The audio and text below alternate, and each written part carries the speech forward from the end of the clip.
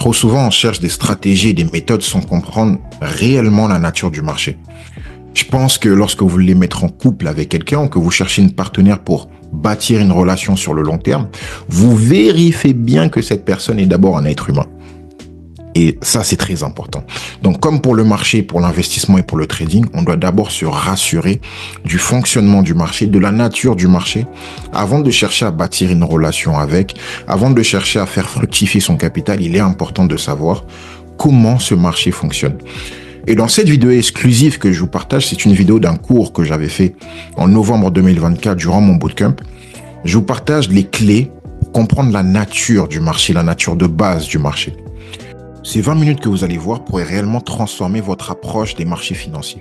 Vu que c'est un cours que je vous partage, n'hésitez pas à avoir un stylo et une feuille pour pouvoir prendre un maximum de notes. Sans plus tarder, je vous laisse avec la vidéo.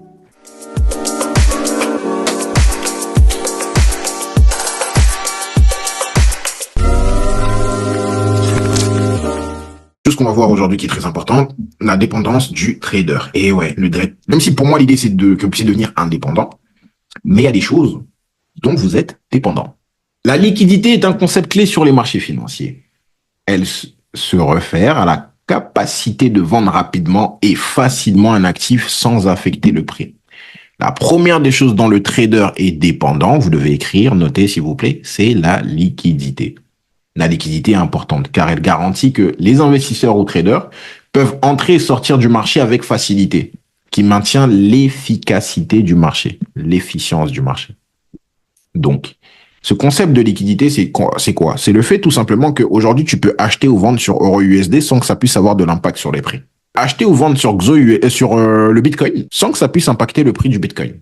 Or que si tu vas acheter 1 million je sais pas moi, comme crypto, d'une crypto low cap, bah, tu vas impacter le prix. Imagine demain, je crée des actions YDI, IDZ8. Je crée des actions IDZ8. Toi, t'achètes 1 million d'actions IDZ8. Ah, bah, bien sûr que ça va impacter le prix, hein. Il y aura un énorme impact sur le prix. Donc, la liquidité est mesurée par le volume d'échange et l'écart entre le prix d'achat et le prix de vente d'un actif. Définition classique. Plus un actif est liquide, plus ce sera facile de le vendre ou d'acheter, c'est l'exemple que je vous ai donné, sans que ça puisse affecter le prix. Les marchés financiers ont besoin de liquidité pour fonctionner efficacement. On a besoin d'argent, tout simplement. Les investisseurs institutionnels, les investisseurs institutionnels tels que les fonds de pension et les compagnies d'assurance sont des acteurs importants dans la création de cette liquidité sur les marchés financiers. Ils investissent des grosses sommes d'argent dans des actifs financiers, ce qui crée de la liquidité pour les autres investisseurs. Exemple, BlackRock. Ces investisseurs ont également un impact sur les prix des actifs financiers en fonction de leurs décisions d'investissement. Exemple, BlackRock, Bitcoin. Leur rôle est crucial pour maintenir l'équilibre et la stabilité des marchés financiers. On est en train de vivre vous vous rendez pas compte, mais on vit actuellement une leçon financière à ciel ouvert. Que ce soit en termes de banque centrale, que ce soit les moves que BlackRock, MicroStrategy font. C'est vraiment une leçon financière. Genre aujourd'hui, en vrai de vrai, si tu t'intéresses vraiment à ce qu'ils font, putain, t'as pas besoin de payer quelqu'un en vrai. Genre pour comprendre la fonda en vrai. Pas besoin de payer quelqu'un. Depuis Covid-19, hein, il y a des leçons macroéconomiques tous les jours. Tous les jours, la vie qu'on est en train de vivre aujourd'hui sera racontée dans les livres d'histoire d'économie dans 30 ans. Et on sera encore en vie, je l'espère. Le prix reflète le nombre de transactions et le prix payé pour ces transactions. C'est tout simplement cette nature du fait que le marché, surtout le Forex, est à somme nulle, quand on vous dit souvent. Donc, un nombre de transactions sont nécessaires pour changer de prix. Tu vois, pour que le marché bouge d'un pip, il faut beaucoup de transactions. Donc, il coûte environ 10 000 lots pour déplacer le marché d'un pip sur le Forex. Si une institution passe un ordre d'achat de 10 000 contrats d'euros, par exemple, il faudrait 10 000 commerçants, 10 000 traders vendant un contrat chacun, ou 100 000 commerçants vendant 0,1 contrat chacun, ou 1 million de commerçants vendant 0,01 contrat chacun, pour avoir un équilibre entre l'offre et la demande. C'est pour ça qu'on a des fournisseurs de liquidité. Parce que quand il n'y a pas assez de contrepartie de l'autre côté, le fournisseur de liquidité va faire ce travail-là. Bon, je passe. C'est tout un truc aussi, ça. En d'autres termes, le même nombre de commerçants serait nécessaire pour initier une transaction, plus ou moins au même moment, dans la même direction pour faire bouger le prix, dans la direction opposée. Les banques centrales jouent un rôle crucial dans la création de liquidités sur les marchés. Donc, elles utilisent des politiques monétaires telles que des ajustements de taux d'intérêt et la création de liquidités, création monétaire, quantitative easing, etc., pour influencer l'offre de la liquidité sur le marché. Les banques centrales sont également responsables de la réglementation des institutions financières et de la surveillance du système financier dans son ensemble. Je le vois ça actuellement en passant l'AMF avec ESMA. Leur rôle est donc essentiel pour maintenir la stabilité financière à long terme. Les institutions institutionnelles telles que les fonds de pension et les compagnies d'assurance sont des acteurs importants dans la création de la liquidité sur les marchés financiers. Ils investissent des grandes sommes d'argent dans les actifs financiers, ce qui crée de la liquidité pour les autres investisseurs, Bitcoin par exemple. Ces investisseurs ont également un impact sur le prix des actifs financiers en fonction de leurs décisions d'investissement. Leur rôle est donc crucial pour maintenir l'équilibre et la stabilité des marchés financiers. Demain, BlackRock décide de tout vendre, aïe aïe aïe, ou MicroStrategy, aïe aïe aïe, de vendre tous les bitcoins, oh là là. Et donc, en fait, ces grosses mains-là, écoutez-moi bien, oh là là, écoutez, écoutez s'il vous plaît, les grosses mains qui mettent de la liquidité sur le marché, qui viennent acheter le bitcoin à fond, qui viennent acheter Ethereum à fond, qui viennent acheter, je sais pas, acheter ou vendre, non, acheter le gold à fond. Les banques centrales qui ont accumulé de l'or, ils ont acheté de l'or. Quand ils vont venir acheter, leur rôle aussi, c'est de maintenir l'équilibre et la stabilité des marchés financiers. J'aurais dû mettre ça en couleur. Leur rôle, leur rôle est crucial parce que c'est des gros poissons, tu vois. BlackRock, les banques centrales, etc. Les banques centrales, c'est des gros poissons. Donc, quand la banque centrale va faire du quantitative easing, son rôle, il est crucial. Il est quand même de maintenir l'équilibre et la stabilité des marchés financiers. Quand la BCE est venue mettre de l'argent durant Covid-19, quantitative easing, etc., son rôle, c'est de veiller aussi à ce que le marché puisse continuer à être stable et équilibré. Équilibré. Ça vous parle pas, là? Vas-y, on arrive. Eugène Fama, en 1965, du coup, il a défini l'efficience des marchés financiers. Un marché efficace ou efficient, et plutôt efficient, parce que Michael utilise beaucoup efficient. Il utilise beaucoup ce mot. Donc, on va retenir efficient. Un marché efficient, d'un point de vue informationnel, si le prix d'un actif reflète fidèlement sa valeur fondamentale. Premièrement, le prix de l'actif reflète sa valeur fondamentale. Calculé à partir de toutes les informations disponibles. En d'autres termes, un marché est efficient lorsque le prix d'un actif échangé intègre immédiatement et complètement toute information accessible. L'efficience est le rôle de l'information. L'efficience des marchés est intimement liée à l'information. On qualifie souvent d'efficience informationnelle. Donc, l'efficience du marché, c'est très, très important. Un marché qui est efficient, c'est un marché qui reflète, je reprends, hein, c'est important ce que je dis là. Un marché qui est efficient, c'est un marché qui reflète sa valeur fondamentale. Donc, on peut prendre par exemple, je sais pas moi, on peut faire l'analyse fondamentale sur EURUSD. Est-ce que EURUSD reflète réellement sa fonda?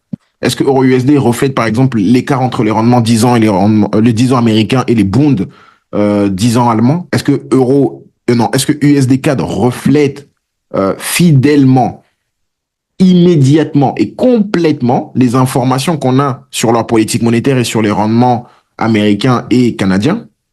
Si la réponse est oui, ok, super, c'est que c'est un marché qui est efficient. Si la réponse est non, c'est que c'est un marché qui est inefficient. Ça va? Des questions demain. Notez-les. Ouais, vous en aurez plein là, mais notez-les. Notez-les demain matin. Demain matin, je réponds à toutes les questions. Ou sinon, non, demain matin, je n'aurai pas le temps là. Ma femme va me buter. Je n'aurai pas le temps. Demain matin. C'est pour ça que j'ai dit des lives le matin et des lives le soir. Le soir, court. Le matin, je réponds à toutes les questions. Mais est-ce que vous avez compris au moins ça? C'est important. En fait, cette journée, c'est là où il y a le plus de PDF. Les bases. On veut des bases solides.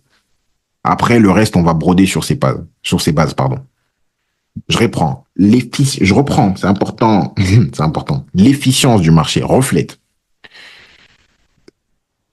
sa valeur fondamentale. On peut prendre les données économiques, on peut prendre les résultats d'une entreprise. Est-ce que, est-ce que les actions Tesla reflètent réellement l'entreprise Tesla qu'on a aujourd'hui? Est-ce que Tesla est surévalué ou est-ce que Tesla est sous-évalué? Donc, l'efficience d'un actif, d'un point de vue informationnel, donc juste les informations qu'on a par rapport à cet actif, reflète sa valeur fondamentale, calculée à partir de toutes les informations qu'on a à notre disposition.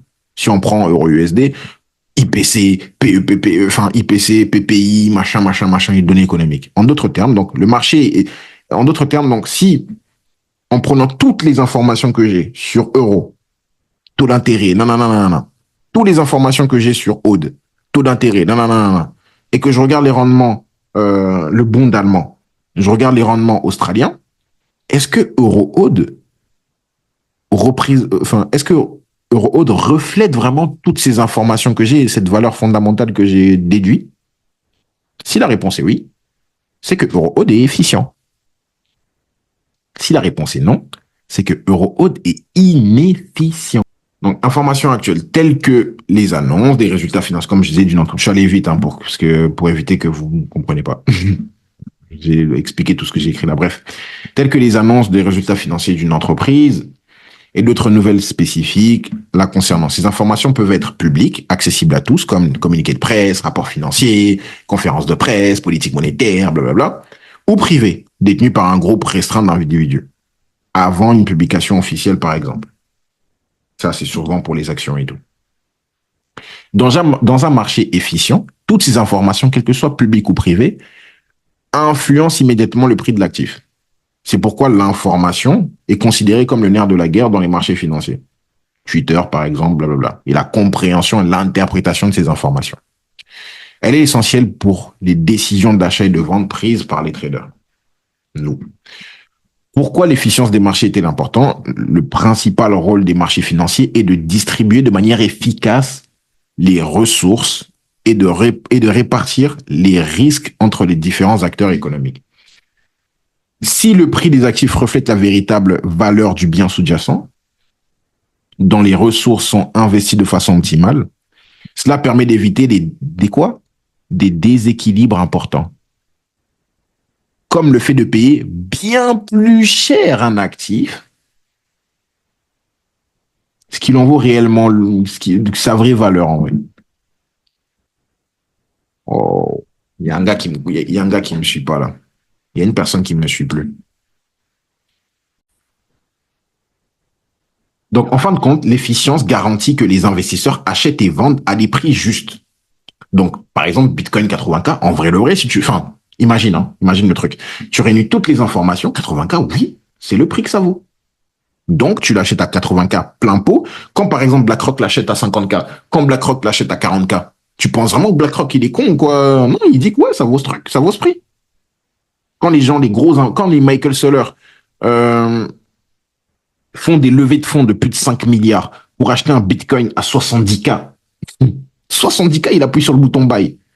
C'est que pour lui, en ayant toutes les informations qu'il a récoltées, ça vaut ce prix. Donc, pour lui, le marché pour lui, Bitcoin est efficient. Et donc, pour lui, ça le garantit qu'il achète à un bon prix. Et il achète pardon, pas un bon prix, mais à un prix juste. Attention, pas bon, mais juste. Donc, contribuant ainsi à la stabilité, à la transparence des marchés. Un marché inefficient, à l'inverse, peut entraîner des erreurs de valorisation des actifs, les actifs sont surévalués ou même sous-évalués, hein, si on continue à parler de crypto-monnaie. Et ce que je raconte, ça vaut pour tout le marché. Un marché inefficient, ça entraîne des erreurs de valorisation. Michael Saylor, non, Michael Saylor, lui, il estime que c'est efficient. Pour lui, il a récolté ses informations à lui. C'est pour ça que je dis bien pour lui. Tu le comprendras au fur et à mesure du temps. Je reviendrai sur tout ce que je dis là, c'est la base que je suis en train de poser. Et je reviendrai sur ça. Parce que pour lui, c'est efficient. Parce que tu regardes quel horizon de temps? Lui, il regarde 20 ans. Toi, tu regardes 2 ans. Pour toi, c'est inefficient. Pour lui, c'est efficient. Sur 10 ans, 20 ans. Donc, un marché inefficient à l'inverse peut entraîner des erreurs de valorisation où les actifs sont surévalués ou même sous-évalués. Donc, c'est pour ça que je disais que je parle de tous les actifs, hein. Il y a peut-être des actifs actuellement sur le Forex qui sont peut-être sous-évalués si tu fais ta fondamentale, etc., etc. Au risque des pertes importantes des investisseurs, bref. Donc, dans un marché efficient, toutes ces informations, qu'elles soient publiques ou privées, influencent immédiatement les prix des actifs. Public, décision sur les taux d'intérêt, IPC, blablabla. Je vous félicite d'être toujours là. Votre engagement prouve quelque chose d'essentiel, qu'il est impossible sans connaissance d'atteindre la prospérité sur les marchés financiers. Avant de remplir ses poches, il faut d'abord remplir sa tête. Si vous souhaitez aller plus loin et apprendre à devenir rentable et indépendant sur les marchés financiers, tous les liens sont en description. Vous pouvez nous contacter sur Instagram ou réserver directement un appel stratégique en passant par notre site internet. Je vous laisse continuer la suite de la vidéo. La volatilité. Donc, comprendre les variations du prix. La volatilité, on est encore en train de parler. Donc, premièrement, on a parlé de la dépendance des traders.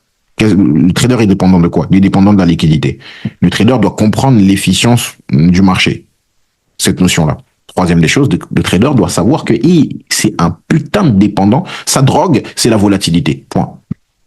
Sa drogue, c'est la volatilité. Donc, comprendre les variations du prix. La volatilité représente l'ampleur des fluctuations du prix d'un actif, comme une action, une paire de devises, etc. Sur une période donnée. Elle est un indicateur de la vitesse et de la magnitude des changements de prix. En d'autres termes, la volatilité mesure à quel point le prix d'un actif peut monter ou descendre dans un laps de temps défini. Par exemple, actuellement, Bitcoin, on va voir si vous suivez, Bitcoin, il est quoi? Bitcoin, il est quoi? Ok, très bien. Non, c'est pas ça il est volatile, c'est ça que je cherchais. Ouais. Bitcoin actuellement, par exemple, il est volatile. On a dit bearish. Est élevé, les prix peuvent varier rapidement de manière significative. Cela signifie que l'actif peut passer d'un prix à un autre en très peu de temps. Les marchés à forte volatilité sont souvent imprévisibles, entre guillemets, hein, et peuvent présenter des opportunités, mais également des risques accrus pour les investisseurs et les traders. Nous, on aime la volatilité, mais attention. Une faible volatilité à l'inverse, un actif ou un marché avec une faible volatilité ne montrera que des faibles variations de prix. Sur la même période, les fluctuations de prix sont très lentes, plus prévisibles, entre guillemets, pour les investisseurs on parle d'investisseurs, les investisseurs prudents. Donc, la volatilité est essentielle pour les traders et les investisseurs car elle influence la prise de décision. Dans les marchés volatiles, les opportunités de gains rapides sont plus présentes. Regardez les Instagram de ces idiots. Ils sont tous en train de dire aux gens, venez investir dans les cryptos, machin. Mais pourquoi ils disent ça? Parce que le marché actuellement est volatile. Parce que le marché va d'un endroit à un autre très vite. Mais pendant 2 mois, le marché était en train de végéter. Ils disaient pas aux gens, venez. Donc, toi, en tant que trader, tu dois comprendre ça, tu vois. Est-ce que le marché actuellement, il est volatile ou pas?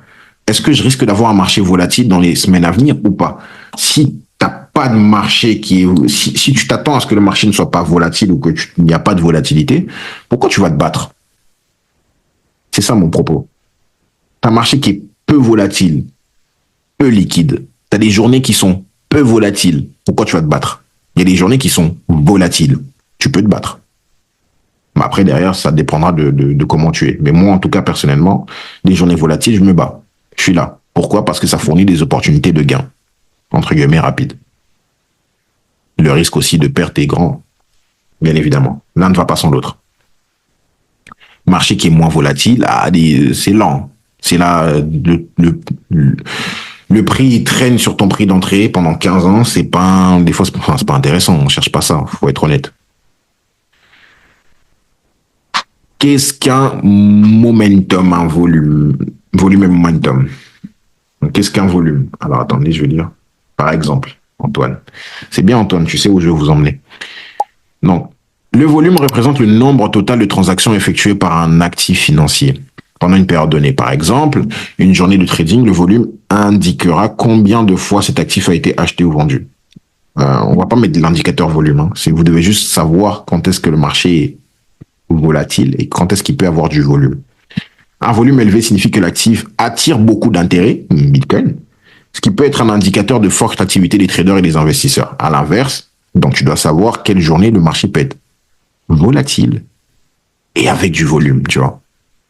À l'inverse,